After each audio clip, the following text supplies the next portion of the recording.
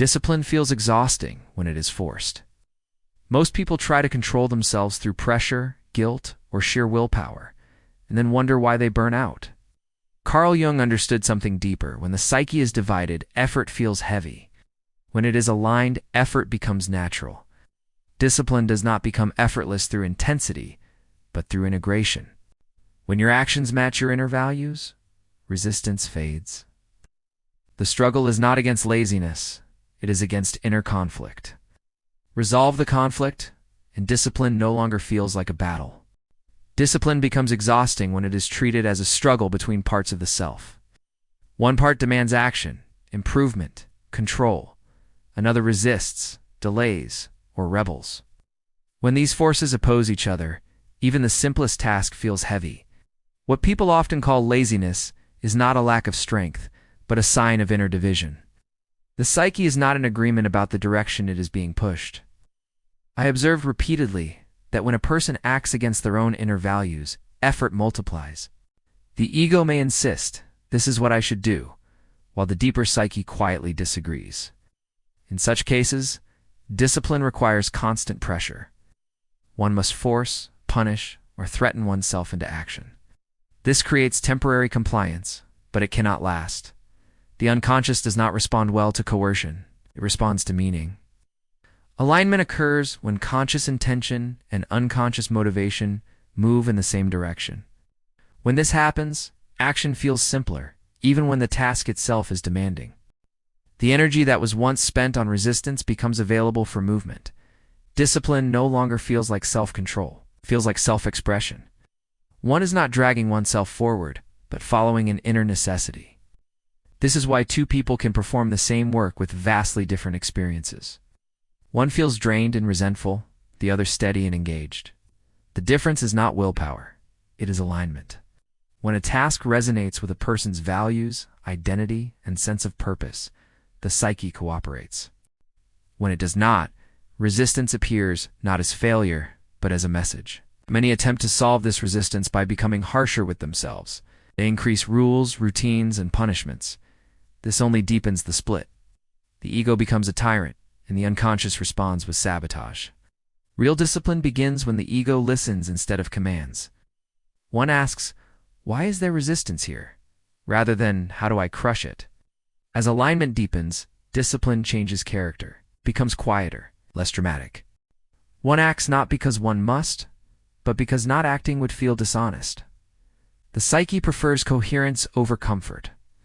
When coherence is present, effort feels lighter, even when life remains difficult. And perhaps this is the essential truth. Discipline stops feeling like force the moment your actions stop contradicting who you are. When discipline is approached through willpower alone, it often fails because it ignores an important reality. Not all resistance is laziness. Much of it comes from the shadow, the parts of the psyche that have been rejected, neglected, or misunderstood. When these parts are ignored, they do not disappear. They express themselves indirectly, often as procrastination, fatigue, or a quiet refusal to cooperate. The shadow forms early. Certain impulses, needs, or traits are deemed unacceptable, impractical, or dangerous, and so they are pushed out of awareness. Yet they remain alive in the unconscious, carrying energy and intention. When the ego later demands discipline without acknowledging these hidden forces, conflict arises. One part of the psyche pushes forward, while another pulls back. Willpower becomes a battlefield rather than a guide. Ow. For example, a person may consciously value productivity and order, yet unconsciously associate discipline with loss of freedom, punishment, or past humiliation. Each attempt at structure then activates an old emotional memory. The resistance is not against the task itself, but against what the task symbolizes. Ignoring this symbolic layer leads to endless self-criticism, which only strengthens the opposition. True discipline becomes possible when the shadow is brought into the conversation. This does not mean indulging every impulse or abandoning responsibility. It means understanding what the resistance is protecting. Often the shadow holds legitimate needs, rest, creativity, autonomy, play that were once denied. When these needs are acknowledged consciously, they no longer need to sabotage behavior unconsciously. Integration softens the inner conflict. The ego stops acting like a strict overseer and becomes a negotiator. Discipline shifts from domination to cooperation. One begins to design structure that respects inner limits rather than violating them. This is why some routines feel sustainable while others collapse quickly. The psyche supports what it feels included in. Many people believe they must become harsher to become disciplined. In reality, they must become more honest. Resistance is information. When listened to, it reveals where the personality is fragmented. When ignored, it expresses itself as failure. As the shadow is integrated, discipline loses its emotional weight. Tasks no longer trigger the same inner pushback. Effort becomes steadier, less dramatic. Action arises from agreement rather than coercion. What once required force now requires attention. And this is the quiet paradox most overlook. Discipline becomes effortless, not when you silence resistance, but when you understand it well enough that it no longer needs to speak. Motivation is often treated as the engine of discipline, yet psychologically it is unreliable. It rises and falls with mood, circumstance, and expectation. Identity, however, operates at a deeper level. What you repeatedly do is shaped less by how you feel and more by who you believe yourself to be. When behavior aligns with identity, action feels natural. When it contradicts identity, discipline feels forced, no matter how strong the intention. I have seen many people struggle not because they lack desire, but because their self-image has not changed. They attempt new habits while secretly identifying with old patterns. A person may say, "I want to be disciplined," while unconsciously thinking, "I am not that kind of person." This contradiction creates friction. Each act of discipline feels foreign, like wearing someone else's clothing.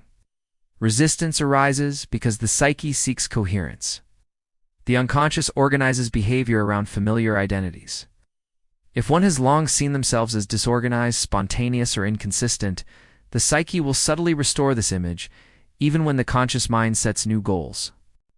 This is not sabotage in the moral sense. It is psychological homeostasis. Personality prefers consistency over improvement. Until identity shifts, effort must constantly fight gravity. Change begins when one stops demanding action and starts reshaping self-understanding. This does not require grand affirmations. It requires repeated, honest evidence. Small acts performed consistently begin to alter self-perception. One no longer says, "I am trying to be disciplined," but "this is how I live." Identity changes not through declaration, but through experience. When identity aligns with behavior, discipline loses its drama. One does not debate whether to act. The action simply fits. This is why some people appear naturally disciplined. They are not exerting more willpower. They are acting in accordance with who they have become. Their psyche supports their behavior instead of resisting it. Importantly, this shift does not require perfection. Identity grows through consistency, not intensity. The days do not undo it. What matters is the underlying story the person tells themselves. If failure is interpreted as evidence of inadequacy, identity collapses. If it is understood as part of learning, identity stabilizes. Discipline rooted in identity is resilient because it is not dependent on feeling motivated. It persists through fatigue, boredom, and doubt. The ego no longer negotiates with itself daily. Action becomes a reflection of inner structure rather than a struggle against it. Perhaps this is the quiet key to effortless discipline. When behavior expresses who you are, effort dissolves into habit, and habit becomes character. What appears as lack of discipline is often a misunderstanding of unconscious processes. The psyche is not a simple machine that obeys conscious commands. It is layered, symbolic, and protective. When behavior resists conscious intention, it is rarely because the person is defective. More often, the unconscious is attempting to preserve equilibrium. What we call self-sabotage is frequently the psyche defending itself from perceived threat. The unconscious mind operates on association, not logic. It remembers experiences, emotions, and meanings long after the conscious mind has forgotten them. If discipline is unconsciously associated with punishment, loss of freedom, or emotional deprivation, resistance will arise automatically. The person may genuinely want to act, yet feel inexplicably heavy or distracted. This is not weakness, it is communication. Unconscious patterns form through repetition and emotional intensity. A child repeatedly criticized for mistakes may later associate effort with shame. A person raised in chaos may associate structure with suffocation. These patterns persist because they once served a purpose. They protected the individual from pain. When discipline is demanded without addressing these inner associations, the unconscious responds with avoidance. Understanding this shifts the question from "how do I force myself?" to "what is my psyche trying to protect?" When this question is asked sincerely, resistance softens. One begins to work with the unconscious rather than against it. Discipline becomes adaptive rather than rigid. Structure is introduced gradually, with attention to emotional response rather than blind persistence. This is why some people can maintain strict routines effortlessly, while others collapse under the same demands. The difference is not character, but inner meaning. When discipline aligns with unconscious values, the psyche supports it. When it violates them, resistance intensifies. The unconscious cannot be bullied. It must be understood. As awareness grows, old patterns begin to loosen. New associations form. Discipline becomes linked not to punishment, but to stability, not to loss, but to self-trust. This transformation takes time, but it is lasting. The psyche adjusts its protective strategies once it feels safe. When unconscious patterns are respected, discipline becomes humane. One no longer needs to fight oneself. Action feels cooperative rather than enforced. The psyche moves forward as a whole, not as a divided system. And perhaps this is the insight that changes everything. What feels like inner resistance is often the psyche asking to be understood before it can move forward. Discipline becomes fragile when it is separated from meaning. Effort applied without a deeper purpose may succeed briefly, but it cannot endure. The psyche will not support sustained action unless it understands why the action matters. When work feels empty or imposed, exhaustion follows quickly. What is lacking in these moments is not strength, but significance. I've often noted that people can endure extraordinary hardship when their suffering has meaning. Conversely, even minor effort becomes unbearable when it feels pointless. This is a fundamental psychological law. Meaning organizes energy, gives direction to effort and coherence to sacrifice. Without it, discipline collapses into obligation, and obligation breeds resistance. Meaning does not need to be grand or abstract. It does not require heroic narratives or distant goals. It emerges when action is connected to something personally valued. This connection may be quiet, even unspoken. The sense that one's efforts contribute to growth, integrity, or inner alignment is often enough. When discipline serves something deeply held, the psyche cooperates. Many attempt to motivate themselves through external rewards or punishment. These tools work temporarily, but they do not create lasting discipline. The unconscious does not respond well to bribery or threat. It responds to purpose. When meaning is absent, the psyche withdraws energy. Procrastination and fatigue appear not as flaws, but as signals. When meaning is present, effort changes texture. Time passes differently. Difficulty feels tolerable, even engaging. The individual no longer experiences discipline as self-denial, but as self-investment. The question shifts from "how do I force myself?" to "how do I stay connected to what matters?" This shift is subtle, yet decisive. Meaning also stabilizes discipline during moments of doubt. Motivation fluctuates, circumstances change, but meaning remains. It provides continuity when emotions are unreliable. A person who acts from meaning does not require constant inspiration. They continue because the action reflects who they are becoming. Importantly, meaning cannot be imposed from outside. It must be discovered. What motivates one person may exhaust another. This is why imitation often fails.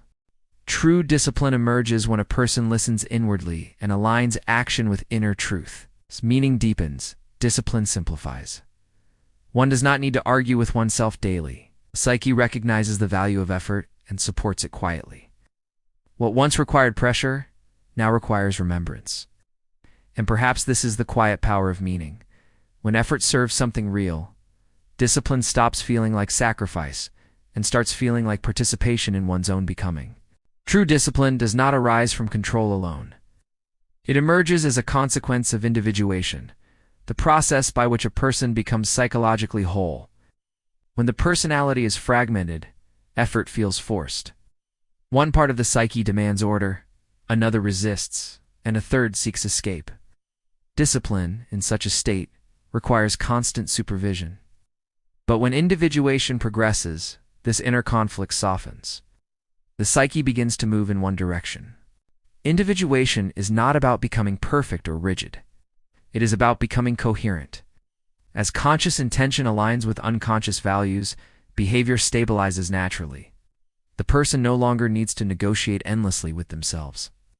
Action reflects inner truth rather than imposed rules. Discipline becomes less visible, yet more reliable. I have often observed that people admire disciplined individuals without realizing what truly distinguishes them.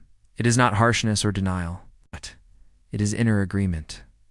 Their actions flow from a sense of necessity, not obligation. They do not ask each day whether they feel like acting. They act because not acting would contradict who they are. This is the quiet power of individuation. As the self becomes more central, effort feels lighter even when tasks remain demanding. Energy is no longer wasted on inner resistance. The psyche supports action because it recognizes its purpose. Even setbacks are integrated rather than dramatized. Failure becomes instruction instead of proof of inadequacy. Discipline gains resilience because it is no longer dependent on mood or external pressure. This does not mean life becomes effortless. Difficulty remains. Fatigue appears. Doubt arises. But these experiences no longer dismantle behavior. The individual continues because action is meaningful, aligned, and internally justified. Discipline is no longer something one does to oneself. It is something one lives through. At this stage, routine feels less like confinement and more like structure. Structure provides stability rather than restriction. The person trusts themselves because they have experienced consistency without coercion. This trust deepens commitment. One no longer fears losing discipline because it is no longer held together by force. Individuation also protects against extremes. Disciplined individual does not become rigid or obsessive. Because the psyche is integrated, flexibility remains, rest is allowed, adjustment is possible. Discipline adapts rather than collapses. In the end, effortless discipline is not a technique to master. It is a byproduct of psychological maturity. As the self becomes whole, action follows naturally. And perhaps this is the final insight. Discipline stops being something you chase the moment it becomes an expression of who you are.